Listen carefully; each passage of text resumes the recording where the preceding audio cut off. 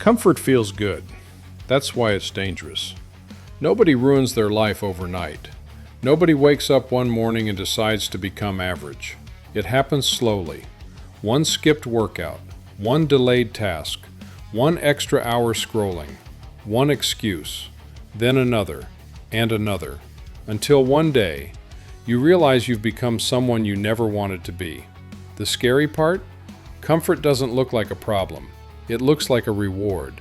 And that's exactly why so many people never escape it. Drugs, alcohol, gambling, the things that destroy lives in ways everyone can see. But there's another addiction, one that's far more common and far more dangerous, because almost nobody recognizes it. Comfort. Not the kind of comfort you feel after a long day. Not the kind that helps you recover. The kind that slowly becomes your default way of living. Think about your average day. You wake up, the alarm rings. You know you should get up, but staying in bed feels better. So you stay for another 10 minutes, maybe 20, maybe 30. It doesn't seem like a big deal. It's just comfort. Later, there's something important you need to do. A workout, a project, a difficult conversation, something that could actually move your life forward. But instead, you check your phone, watch another video, scroll a little longer. Tell yourself you'll start in an hour. Again, it doesn't feel dangerous. It feels comfortable. That's the trap. Nobody chooses comfort because they want to fail.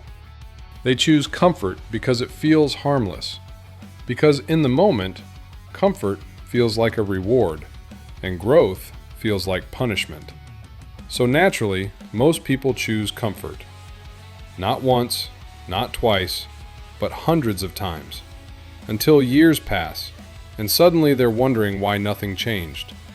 The scary part is that comfort never announces itself as the enemy. It disguises itself as rest, as self-care, as taking it easy, as starting tomorrow. And because it feels safe, people rarely question it.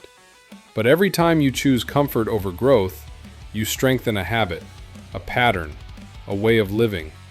Eventually, comfort stops being something you enjoy and becomes something you depend on. That's when it becomes dangerous. Because the more comfortable you become, the harder discomfort feels. And unfortunately, every meaningful change in life requires discomfort. Your brain isn't trying to make you successful. It's trying to keep you alive. And those are two very different things. For most of human history, survival was difficult. Food was scarce. Danger was everywhere. Energy mattered. Every calorie had value. So your brain evolved a simple strategy. Save energy whenever possible. Avoid unnecessary risks. Seek safety. Seek comfort. Back then, that strategy worked perfectly. But the world changed. Your brain didn't. Today, you don't need to hunt for food. You don't need to fight for survival. You don't need to walk miles to find water. Everything is available instantly. Food, entertainment, pleasure, comfort. And your brain loves that. Because from its perspective, comfort means safety. The problem is, your brain doesn't understand modern goals. It doesn't care that you want six-pack abs. It doesn't care that you want a successful business. It doesn't care that you want discipline. Your brain sees those things as effort. And effort means uncertainty, discomfort, risk. That's why every time you decide to improve your life, you feel resistance. Not because you're weak, not because you're lazy, because your brain is trying to protect you. The problem is that what once protected humans now often keeps them stuck. Your brain says, stay in bed, save energy, avoid discomfort, stay safe. But growth speaks a different language. Growth says, get up, move, try, fail, learn, repeat. And every meaningful achievement in your life will require listening to growth instead of comfort. The most dangerous thing about comfort is that it doesn't hurt immediately. If it did, nobody would choose it. Imagine if every hour spent scrolling social media caused physical pain. You'd stop instantly. Imagine if every excuse made you weaker on the spot. You'd never make one again. But life doesn't work like that. The consequences arrive later, much later. That's why people don't notice the damage. One missed workout doesn't matter. One lazy morning doesn't matter. One day wasted doesn't matter. The problem is that those days add up. 1 becomes 10, 10 becomes 100, and suddenly years have passed. You look around your life and wonder what happened. You wonder why you're not where you wanted to be, why you're not stronger, healthier, more confident, more successful. And the answer is rarely one big mistake. It's usually thousands of small decisions, tiny moments where comfort won, moments that seemed insignificant. But together, they created your reality. Success is built the same way. Failure is built the same way. The future isn't created by giant moments.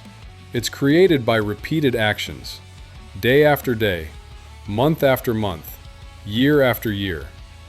That's why comfort is so dangerous, because it slowly steals your future without making any noise. Most people think disciplined people are different, that they have more willpower, more motivation, more confidence. But that's rarely true. Disciplined people feel the same resistance you do. They feel tired, distracted, unmotivated. They want comfort too. The difference is what they do next. When comfort says, skip today's workout, they go anyway. When comfort says, start tomorrow, they start today. When comfort says you deserve a break, they ask themselves a different question. Will this help the person I'm trying to become? That's the difference. Disciplined people don't follow feelings, they follow standards. They understand something most people never learn. Temporary discomfort creates permanent growth. Temporary comfort creates permanent regret. The workout hurts now, but helps later. The study session feels boring now, but helps later.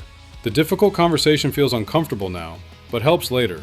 Everything valuable demands a price, and that price is usually discomfort. The people who win in life aren't the people who avoid discomfort. They're the people who learn how to use it. The good news? You don't need to become a different person overnight. You don't need extreme discipline. You don't need to suffer every day. You just need to start making different choices. Small choices. The kind nobody notices. Get up when the alarm rings. Take the walk. Do the workout. Start the task. Put the phone down. Have the difficult conversation. Not because you feel motivated, because you're training yourself. Every time you choose discomfort voluntarily, you become stronger. Not physically, mentally. Your brain begins to learn something new. Discomfort isn't danger, it's progress, growth, transformation. And eventually something interesting happens. The things that once felt difficult start feeling normal. The workout becomes routine. The early mornings become routine. The focus becomes routine. The discipline becomes routine. Not because you became superhuman, because you practiced, again and again and again. That's how change happens, not in one dramatic moment, but in thousands of small decisions that nobody sees, until one day, everyone sees the result. The biggest threat to your future isn't failure. Failure teaches. Failure forces growth. Failure shows you where to improve. Comfort does the opposite. Comfort keeps you exactly where you are, and if nothing changes, nothing improves. So the next time you're standing between comfort and growth, remember this. The life you want is rarely hidden behind comfort. It's hidden behind discomfort. And every time you choose growth over comfort, you move one step closer to becoming the person you were meant to be.